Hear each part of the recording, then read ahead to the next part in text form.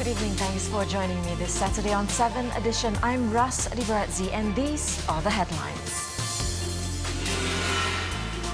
Rubber tapper remanded over murder of 2 senior citizens. Perak Exco accused of soliciting commission for land deal.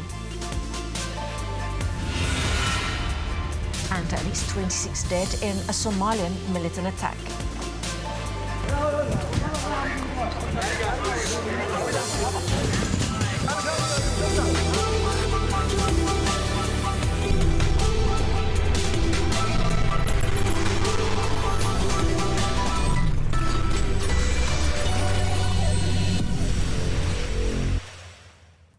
Assalamualaikum, it's good to see you again. In Johor, a rubber tapper who was alleged to have murdered 2 senior citizens in a robbery in Buluh Kasab was remanded for 7 days, beginning today. The remand order was issued by Segamat Magistrate Sarina Omar, who allowed for the 33-year-old suspect to be remanded until July 19th to help investigations.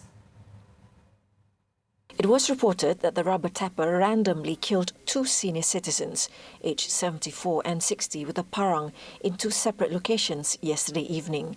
District Deputy Police Chief DSP Nur Arifin Muhammad Nasir said that the suspect, who was riding a Honda Wave motorcycle, suddenly became aggressive and went amok while wielding a parang in a coffee shop near a petrol station at 6 p.m. He added that 74-year-old Ku Cheng Leong could not escape in time and died at the scene from multiple slash wounds.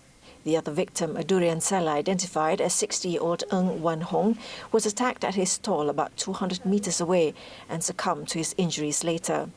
Investigation into the case is being conducted under the Penal Code for murder.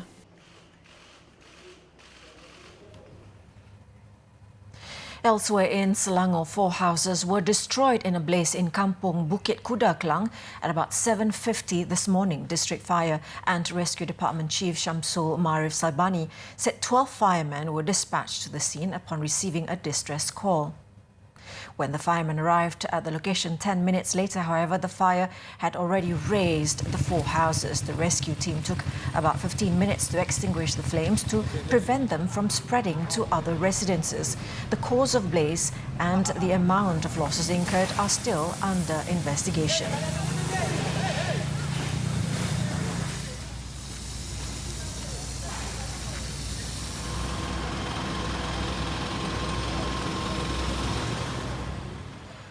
Meanwhile, a man suffered burns all over his body in another blaze which occurred hours earlier at a bungalow in Bukit Damansara, Kuala Lumpur. The 52-year-old victim was believed to have been in one of the rooms when the fire broke out. City Fire and Rescue Department Operations Commander Zainal Abidin Yusof said the fire occurred in 2 upper rooms of the double-storey bungalow. 27 firemen rushed to the scene upon receiving a distress call. The victim, who sustained first-degree burns on his body, was rushed to a nearby hospital. The operation to extinguish the blaze ended at 2:26 a.m. The cause of the fire and amount of losses incurred are still unknown.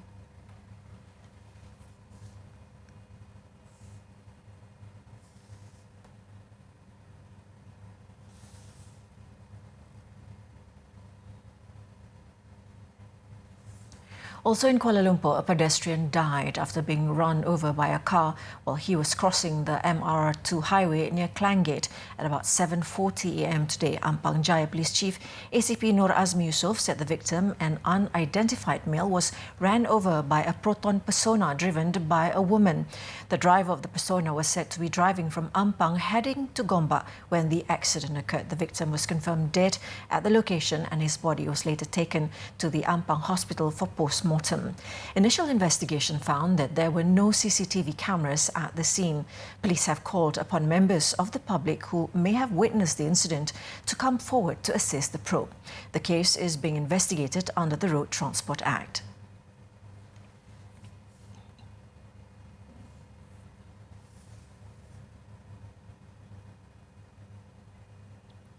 An unidentified Perak Exco member has been accused of leaking classified state government meeting minutes to a third party. Korean Municipal Council member Bae Yong-kian said the act was committed in exchange for commissions from 2 agricultural companies in relation to a land deal. The matter was revealed by Bay, who launched a police report in Ipoh today.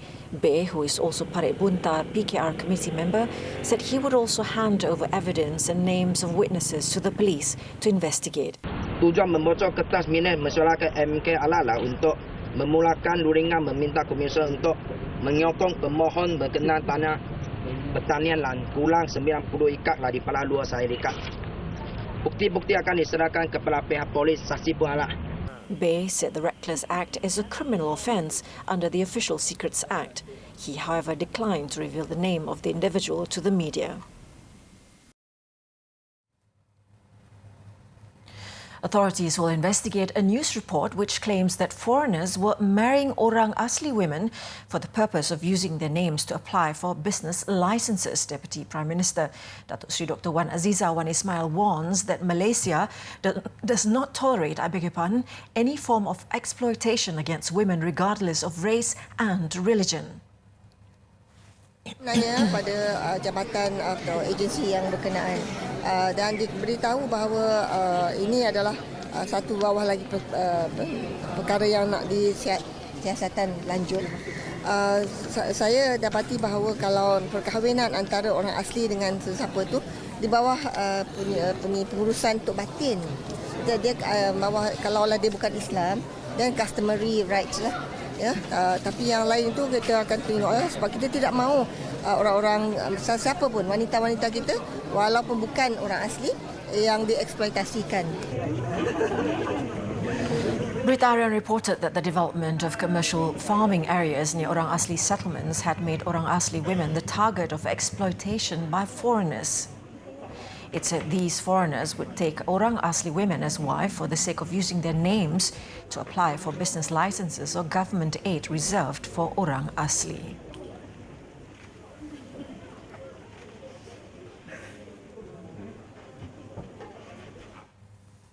The government will undertake a comprehensive effort to help small and medium-sized enterprise SME entrepreneurs make the switch to robotic automation technology. Economic Affairs Minister Datuk Sri Muhammad Azmin Ali said the country must equip its workforce with new skills and expertise in line with technological advancement in order for Malaysia to progress as an industrial nation. Ya, kita kena lihat secara holistik kerana sekiranya kita mahu our SMEs beralih kepada automation, robotik, ini merupakan satu pelaburan kapital yang besar dan mungkin mereka tidak ada kemampuan kecuali kerajaan melihat insentif tertentu untuk membantu mereka dan ini sedang diteliti oleh MITI dan kita akan mewujudkan beberapa pendekatan baru untuk membantu industri kita beralih kepada automation dan robotik bagi memenuhi keperluan semasa pada hari ini. Commenting on the National Entrepreneurship Policy 2030's target of producing 250,000 entrepreneurs to create 1 million jobs, Datuk Sri Azmin said the government would improve the technical and vocational education and training sector. He added that the latest development in technology also requires talents from the young generation.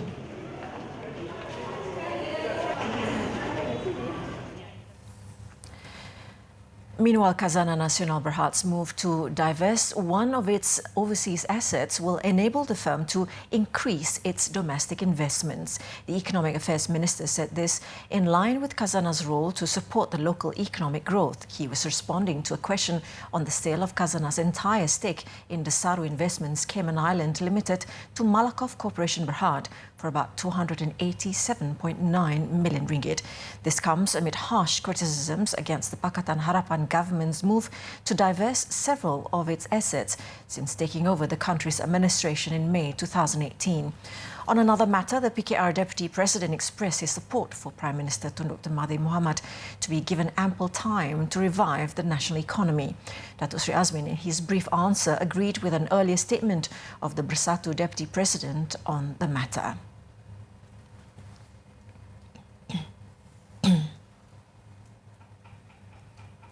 The sale of assets owned by the government or government-linked companies is not under the jurisdiction of the Finance Ministry. Its Minister, Lim Guan Eng, said questions revolving around the matter should be directed to the Prime Minister's department. Pihak pembangkang dia cuba mainkan sentimen. Dia cakap, oh, itu Kementerian Kewangan jual aset. Ya, saya akui ada aset dijual. Tapi itu bukan diputuskan oleh Kementerian Kewangan. Penjualan aset di bawah Jabatan Perdana Menteri. Itu sebab saudara pun tak lihat saya buat kenyataan sebarang penjualan aset seperti emas. Kerana bukan di bawah bidang kuasa saya. Tapi tahulah, itu pihak pembangkang. Dia suka main sentimen. Ingat saya itu sasaran lembut. Selalu nak kenakan saya. Bukan saya, dia pun nak kenakan saya. Itu permainan politik biasalah. Tapi saya nak sebutkan di sini bahawa saya uruskan tentang hutang. Supaya dapat kawalnya. Tentang pelupusan aset itu di bawah Jabatan Perdana Menteri. Lim was responding to claims by the opposition on plans to divest several assets owned by the government to service the country's mounting debt. Earlier, Khazanah Nasional Berhad was reported to have sold its entire equity stake in IHH Healthcare Berhad and has received proposals to do the same with Malaysia Airlines Berhad.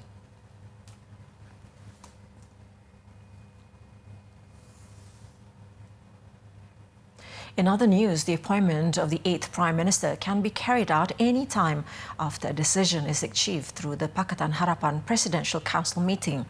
Federal Territories Minister Khalid Samad said the matter is not a pressing issue and assured that the transfer of power will take place when the time comes. Dari segi tempoh, memang ianya ada disebut, ada yang dikatakan 2 tahun, ada yang kata tak lebih 3 tahun, tapi akhirnya semuanya akan bergantung kepada apa yang diputuskan oleh Majlis Presiden Pakatan Harapan yang terdiri daripada parti-parti. Khalid was responding to Kedah Menteri Besar Datuk Seri Mukhris Mahathir's statement on the matter. He said Tun Dr. Mahathir Mohamad should be given ample time to revive the national economy before relinquishing the post of Prime Minister.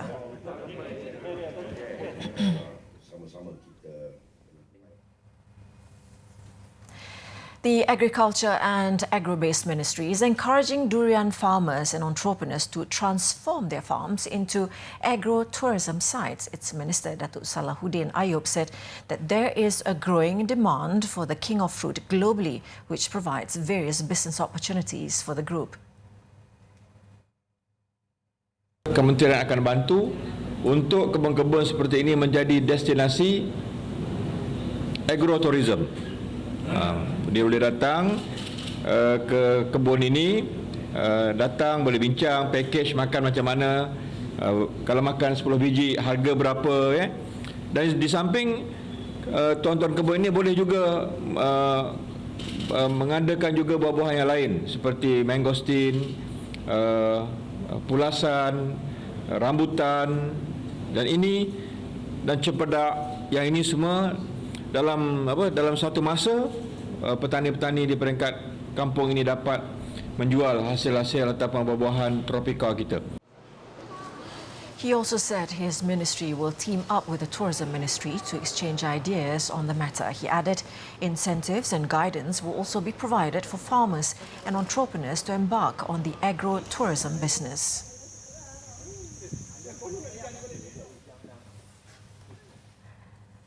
Up next, monsoon causes deadly floods and landslides in Nepal.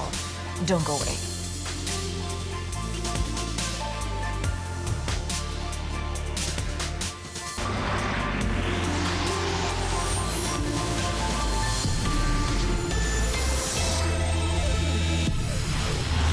I'm Ras Adiba Radzi and you're still with us on 7Edition. At least 26 people were killed and 56 injured in a suicide bomb and gun attack claimed by Al-Shabaab militants on a popular hotel in Kismayo, southern Somalia. According to local authorities, the hotel siege was already over and the 4 attackers have been shot dead. Al-Shabaab, in a statement, has claimed responsibility for the attack.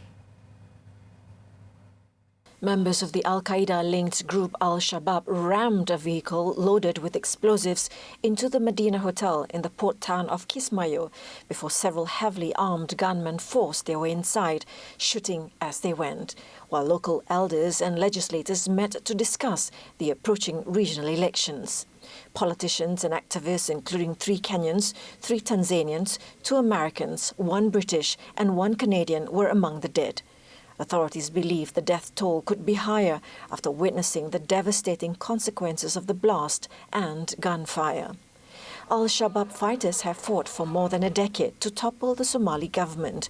The numbers were estimated to be between 5,000 and 9,000 men.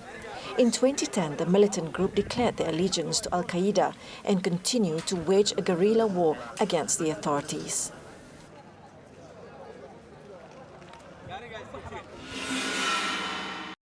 Meanwhile, Hodan Nalaye, a 43-year-old Somali TV journalist, was also killed in the hotel attack. Her husband, Farid Jama Suleiman, former Minister of Commerce of Jubaland Federal State, also died in the siege. Following her demise, the Somali community gathered online to mourn the loss of Nalaye, who was highly looked up to. Many expressed shock as well as praised her talent and incredible work. Some netizens also acknowledged her efforts in exposing Somalia's underrated beauty to the world, while others mentioned her vision of showcasing Somalia to the rest of the world.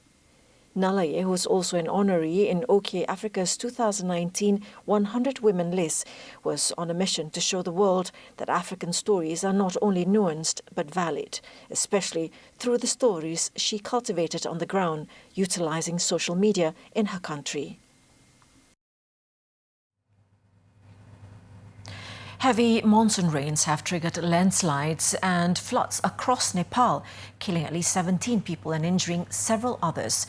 Nepal has been lashed by heavy rains in the last 3 days, with the capital Kathmandu and the country's east hit hardest by the disasters.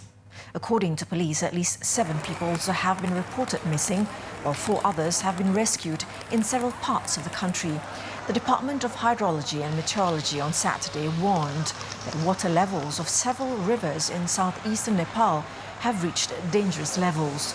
The Weather Forecasting Division also warned of continuous rains and strong winds in several parts of the country over the weekend.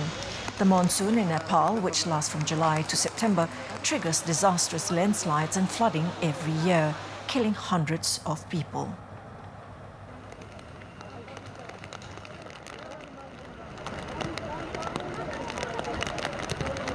Now it's time for our daily segment, Clickbait, where we take a look at what's trending and making rounds in the cyber world today. When you put your heart into something you desire, age is never a barrier. This is evident when a South Korean grandmother decided to quit her job and pursue her dreams of becoming a professional fashion model. This extraordinary lady is now the oldest supermodel in the country, and to say the least, she's not slowing down anytime soon. Here's the story.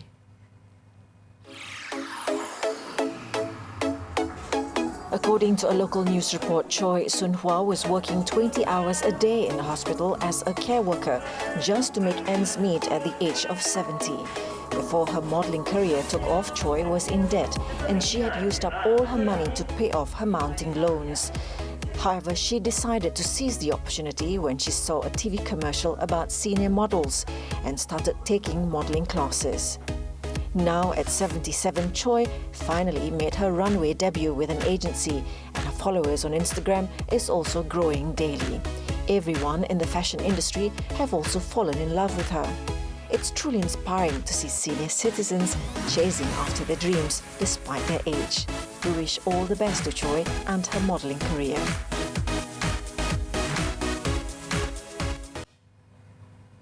That's marvellous. Now, updated as of 7 p.m, here are the top trending topics and searches on the internet today.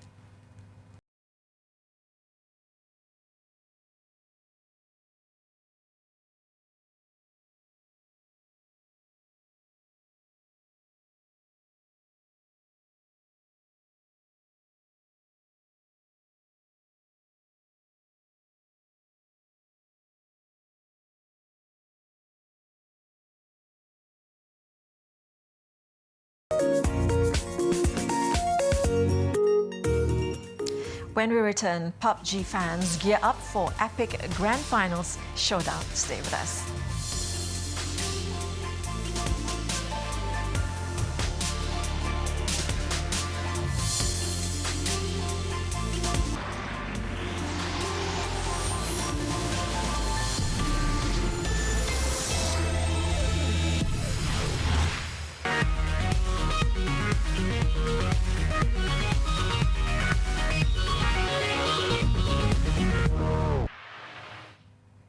Hello again. Now it's time for My Game On, bringing you the latest news on Malaysian esports and gaming. 16 of the best players are known battlegrounds PUBG mobile teams across Malaysia have gathered to compete in the PUBG Mobile National Championships, PMNC 2019. The teams will go head-to-head at the Quill City Convention Centre, Kuala Lumpur, for a chance to win a prize pool of 114,000 ringgit. Wan Izul Islam has the story.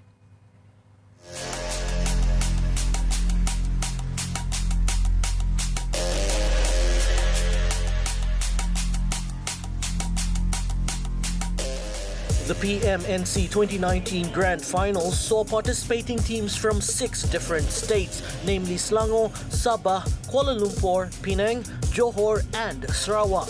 Only the top 2 teams from each state qualified for the finals, with an additional 4 invited teams rounding up the group.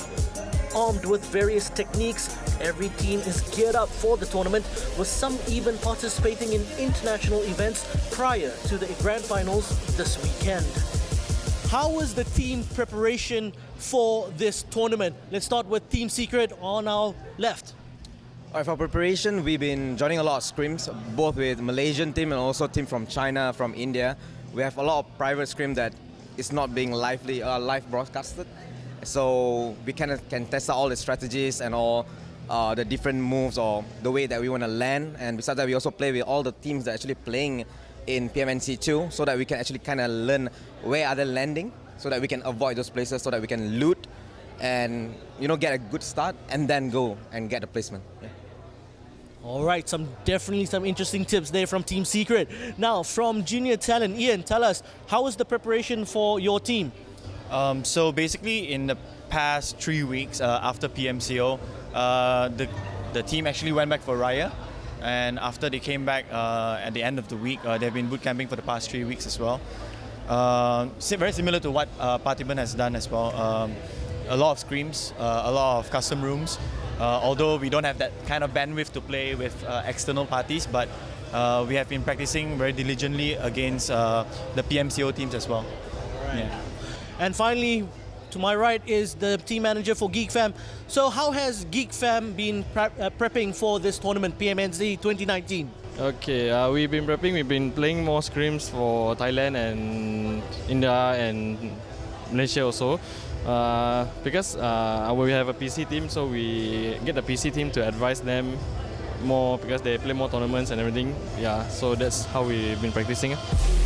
To help shake things up this year, developer Tencent has introduced a new point tally system, which has been proven to be a game changer for every team's tactics. However, all 16 teams have demonstrated their skills during the qualifiers and will now prove to fans why they are the best in Malaysia. This year, there's a little bit of a difference in the point system for PUBG Mobile. Recently introduced in PMCO, and now it's here in PMNC. Party on the go, maybe you can tell us a little bit about the new point system and how has that affect gameplay for PUBG Mobile? Alright, previously each kill gives you 2 points, now it only gives you 1 point. So it's kind of beneficial previously for teams like Arof. They call it the bar. They just go into a house, get everybody killed, so they get 8 points already by killing 4. Now you go into a house, you get 4 kills, at the same time you can actually lose like 1 or 2 members, which is not good at all. So everybody start playing safe. And teams that can adapt, maybe they play the way Arof played previously, but now they are playing like super duper safe. I think the community is growing bigger and bigger as well. Hence why there are more and more talents that are being harvested. And every single team right here representing, doesn't matter whether it's the invited teams or the ones that have qualified, every single one of them have got their experience and they have already played through a lot of games, right? No one is weaker than the other. and I believe it's down to skill and also strategy.